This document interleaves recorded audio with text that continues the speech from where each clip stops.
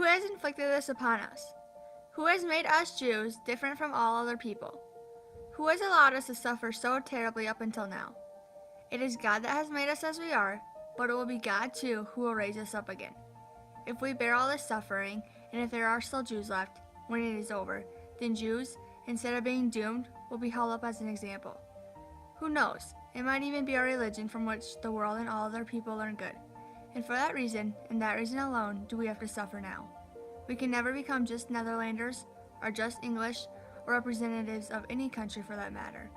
We will always remain Jews, but we want to, too. This is a quote from Anne Frank, a young girl who suffered during the Holocaust. My name is Emma Peterson, and I'm going to be talking to you about the Boxcar Horrors of the Holocaust. I chose this topic because I wanted to learn more about how the Jews were transported to their concentration camps and how they were treated along the way. The Holocaust started on January 30, 1933, when Adolf Hitler was appointed as German Chancellor, starting what would become the Nazi genocide against the Jews. The Holocaust is known as the systematic murder by Nazi Germany of nearly 6 million Jews and the destruction of their communities. It ended over 13 years later, on May 8, 1945, when the Allies formally accepted Germany's unconditional surrender, ending World War II. The Nazi Germans built 6 concentration camps, which were better known as death camps. They were created to systematically kill the Jews. Being the man in charge, Hitler had to think of a way to get the Jews to these concentration camps. He chose boxcars to transport those Jews because he knew that they would be ideal for a large amount of them that were captured to travel in larger groups. All of the boxcars had no accommodations. They were 30 feet long with floors covered in limestone to burn the prisoners' feet. If you died, you were left there to rot. There was no food, water, or sanitation, but they were given a bucket to use the restroom in. They had a window in the corner as a light source.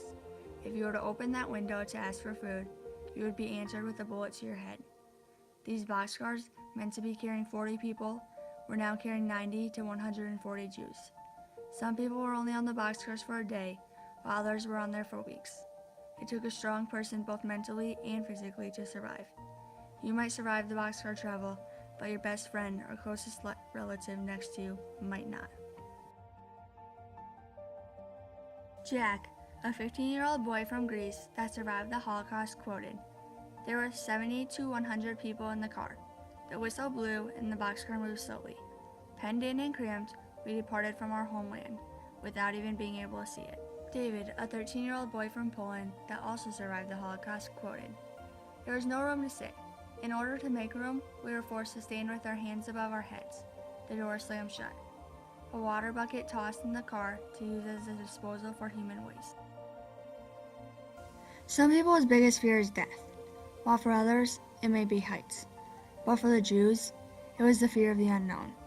Could you imagine getting captured by the Nazis, then sitting in that long line of people waiting to enter a boxcar, not knowing where you're going or what you were doing, or even if you'll ever come back, not knowing if you'll ever see your family again, or even not knowing if you yourself is going to live? This is what it was like for the Jews that were captured. They knew nothing. Today, the Holocaust shows us how dangerous we as humans can be, and will be with the proper motivation. We are constantly impacting history, whether it being for the better or for the worse. If I were to leave you with anything today, it'd be a famous quote from Elie Wiesel: "To forget a Holocaust is to kill twice."